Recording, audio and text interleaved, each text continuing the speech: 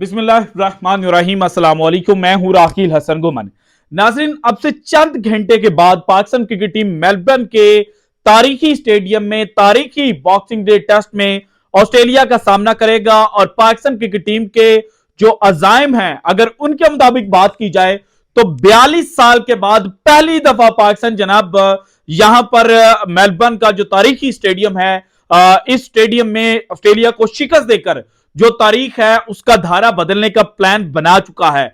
इसीलिए पाकिस्तान ने अब जबकि मैं ये वीडियो रिकॉर्ड कर रहा हूं तो इससे तकरीबन 18 घंटे पहले जो अपनी प्लेइंग 11 हो सकती थी उसके लिए 12 खिलाड़ियों के नाम दिए थे। पाकिस्तान का 18 रुकनी स्क्वाड जो है वो ऑस्ट्रेलिया में गया था और खुरम शहजाद जो इंजरी से रूल आउट हुए और नुमान अली जिनको रिप्लेस किया बाद में मोहम्मद नवाज ने, तो इनकी बात की जाए तो 17 खिलाड़ी पाकिस्तान के पास ऑस्ट्रेलिया में मौजूद थे, लेकिन पाकिस्तान ने 12 खिलाड़ी जो है उनको शॉर्टलिस्ट किया था और इन 12 खिलाड़ियों में से 11 खिलाड़ी जो हैं उनको प्लेइंग 11 का हिस्सा बनाया जाना था।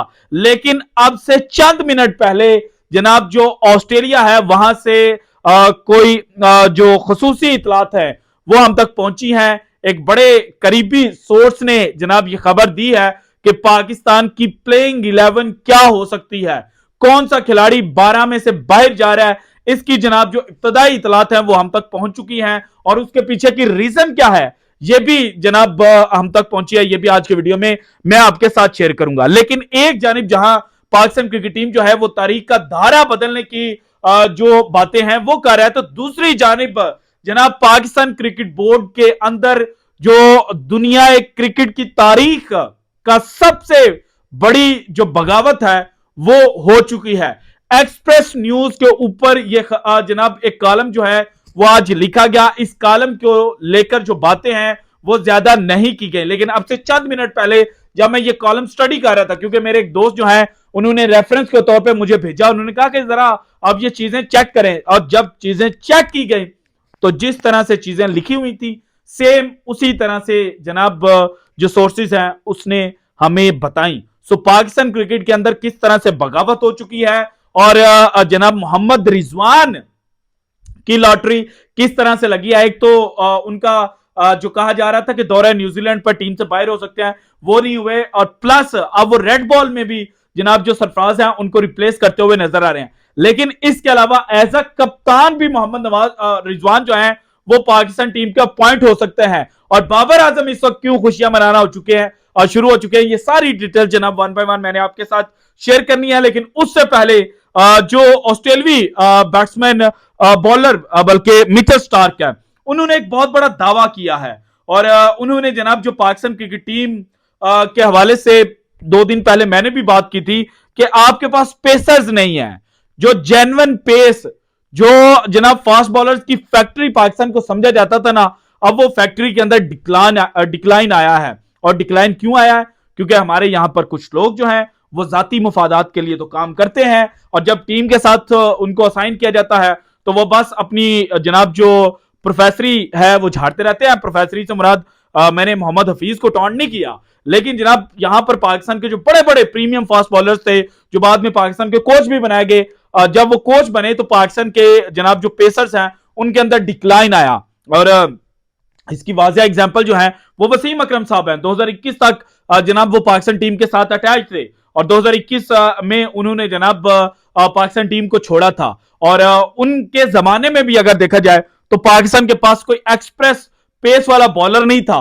एक शाहीन शाह अफरीदी और दूसरे यंगस्टर नसीम शाह के ऊपर पाकिस्तान जो है वो रिलाय कर रहा था। लेकिन जैसे ही शाहीन शाह अफरीदी 2021 में इंजर्ड होते हैं और इंजरी के बाद जिस तरह से उनको फास्ट ट्रैक किया गया, पाकिस्तान टीम के लिए उनको खिलाया गया, world cup T20 world cup में उनकी वापसी हुई, तो वहीं पर कहा गया था कि अब जनाब शाहीन शाह अफरीदी का जो जवाल है ना वो शुरू हो जाएगा। और ये जवाल अब हम अपनी आंखों से देख रहे हैं। वो शाहीन शाह अफरीदी जो इंजरी से पहले तबाहकुन होते थे, अब जनाब वो एक आम से जनाब बॉलर जो है वो बनकर बैठ गए हैं। इसके अलावा नसीम शाह जो है वो इंजर्ड हुए और जैसे ही नसीम शाह इंजर्ड हुए तो पाकिस्तान की जो बॉलिंग लाइनअप है उसके जो कदम है वो लड़खड़ा गए और पेसर्स जो जेन्युइन पेसर्स थे वो पाकिस्तान के पास थे ही नहीं। इसीलिए हारिस रऊफ के जो तरले मिलते हैं वो करंट सेटअप जो है वो कर रहा था कि आए भाईजान आप ऑस्ट्रेलिया में जाकर हमारी जो इज्जत है वो बचाएं। और इसी जानिब अब जो इशारा है वो मिचेल स्टार्क ने भी किया है, और मिचेल स्टार्क ने कहा कि जनाब माजी में जो हम देखते थे कि 150 किलोमीटर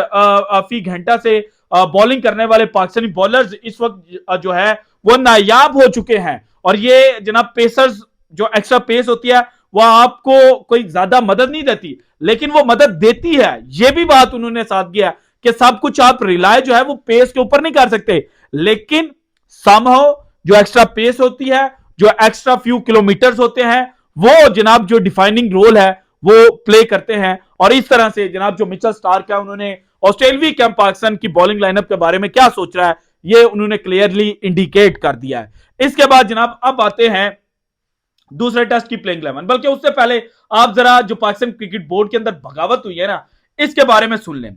जनाब रमीज राजा साहब को 23 दिसंबर 2022 को चेयरमैन पीसीबी के ओहदे से हटाया गया था। नजम सेठी साहब जो है, जो मैनेजमेंट कमेटी बनी थी जिसका काम इलेक्शंस करवाना था नए चेयरमैन पीसीबी के लिए, उसके चेयरमैन अपॉइंट किए गए थे, और उनकी भी एक्सटेंशन जो है वो उनको मिली थी।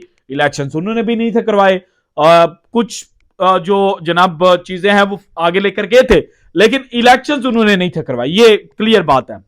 इसके बाद जनाब जो आईपीसी मिनिस्ट्री है वो थी पीपल्स पार्टी के पास, जो पीडीएम हुकूमत थी उसमें पीपल्स पार्टी के एहसानुर रहमान मजारी साहब जो हैं वो जनाब इंटर प्रोविजनल स्पोर्ट्स की जो कमेटी थी उसके वो वफाकी वजीर थे। और नजम सेठी साहब का जब जनाब जो एक्सटेंशन थी उसके दिन इख्तिताम को पहुंच रहे थे, तो उस वक्त नजम सेठी साहब ने बड़े जनाब जो अपने पारे हैं वो मारे थे कि किसी तरह से उनको जो एक्सटेंशन है वो मिल जाए, लेकिन पीपल्स पार्टी बाजिद थी कि जनाब जो ज़का अशरफ साहब पीपल्स पार्टी के चहीते हैं और पीपल्स पार्टी की सेंट्रल एग्जीक्यूटिव कमेटी के मेंबर भी हैं, उनको जनाब अपॉइंट जो है वो किया जाए। और ज़का अशरफ पहले भी पाकिस्तान क्रिकेट बोर्ड के चेयरमैन के तौर पर जो फ्राइज है वो अंजाम दे चुके हैं, और जुलाई के अंदर जो जनाब ज़का अशरफ साहब है उनकी अपॉइंटमेंट होती है। नवंबर तक का उनके पास टाइम होता है, 3 नवंबर तक का, कि आप इलेक्शंस करवाएं, लेकिन ज़का अशरफ साहब इलेक्शंस नहीं करवाते।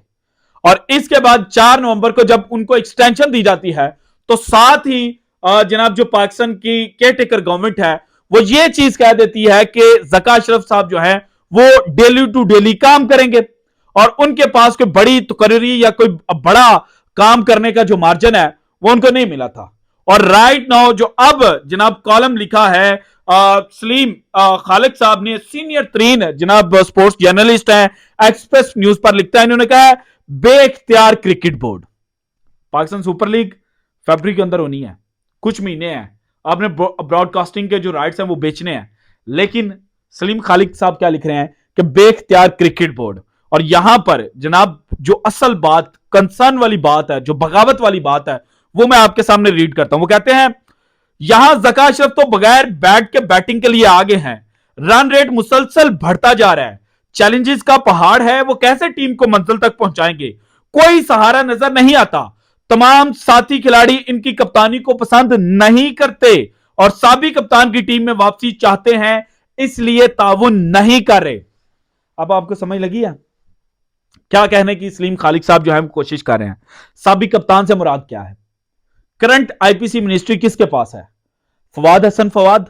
फवाद हसन फवाद को केयरटेकर गवर्नमेंट में किसके नजदीक समझा जाता है? नून लीग के। और अगली हुकूमत जो ऑन टीवी हमें चीजें नजर आ रही हैं वो किसकी बनने जा रही है? पीएमएलएन की। पीएमएलएन की गवर्नमेंट बनेगी, कौन आएगा? नजम सेठी साहब। और ज़का अशरफ से पहले जनाब चेयरमैन कौन था? नजम सेठी। साबिक कप्तान वाली जो स्टोरी है वो आपको समझ आ गई कि 95%, ये कॉलम के अंदर उन्होंने बकायदा लिखा है, 95% तक जनाब जो पीसीबी के जो एम्प्लॉयज है ना वो ज़का अशरफ की बात नहीं मानते। और ज़का अशरफ के साथ एक डाइट कोक का मामला हुआ था श्रीलंका में एशिया कप के दौरान, वो भी उन्होंने हाईलाइट किया। इसके बाद एक डायरेक्टर की भी बात की कि उनको फारिग किया गया और वो कोर्ट के अंदर गए और कोर्ट के अंदर जाकर उनको रिलीफ मिल गया कि जनाब जो ज़का अशरफ साहब है उनके पास इख्तियार नहीं है। और जब ज़का अशरफ के पास इख्तियार नहीं है तो इसलिए जनाब बाकी लोगों को पता हो गया कि ज़का अशरफ साहब हमें नौकरी से नहीं निकाल सकते, और इसीलिए 95% तक जो लोग हैं वो जनाब चाहते हैं नजम सेठी साहब वापस आए।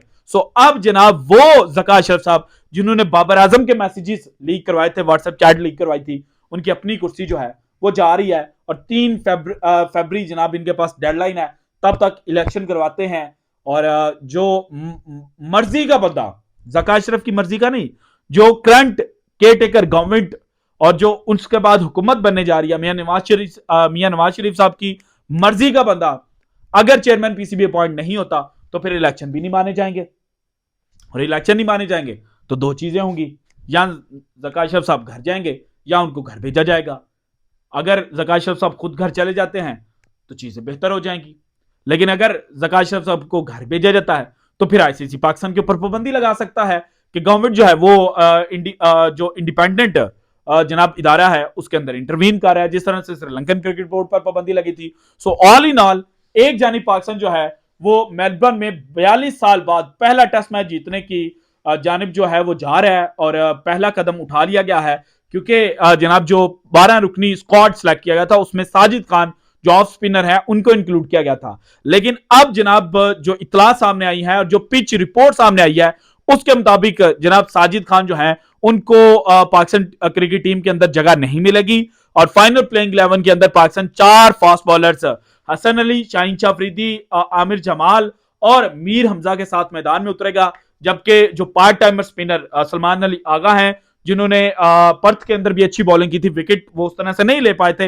लेकिन उन्होंने जो ऑस्ट्रेलियाई बैट्समैन था उनको डिस्टर्ब किया था, वही जनाब प्लेइंग 11 का हिस्सा बनेंगे। सो ऑल इन ऑल इस वक्त जनाब खबर यह है कि एक जानिब पाकिस्तान 42 साल बाद तारीख का धारा बदलने की कोशिश कर रहा है और दूसरी जानिब पाकिस्तान क्रिकेट बोर्ड के अंदर जो दुनिया क्रिकेट की सबसे बड़ी बगावत है वो हो चुकी है। और जो मोहम्मद रिजवान की लाइन मैंने लिखी थी थंबनेल के ऊपर कि उनकी लॉटरी निकल आई, वो ये है कि जनाब अगर नजम सेठी साहब पाकिस्तान क्रिकेट बोर्ड के चेयरमैन अपॉइंट हो जाते हैं तो फिर मोहम्मद रिजवान ओडीआई क्रिकेट के अंदर पाकिस्तान टीम के कप्तान बन जाएंगे और इसके अलावा टेस्ट टीम की कप्तानी जो है वो भी मोहम्मद रिजवान को मिल सकती है अगर इन 2 टेस्ट मैचेस के अंदर मोहम्मद रिजवान ने बेहतर परफॉर्म कर दिया। So this is it from today's episode. अगर आपको वीडियो पसंद है तो लाइक कीजिएगा, ज्यादा से ज्यादा शेयर कीजिएगा, अपनी कीमती राय का इजहार लाजमी कीजिएगा और अगर आपने अभी तक चैनल को सब्सक्राइब नहीं किया तो कर दें। शुक्रिया, अल्लाह हाफिज।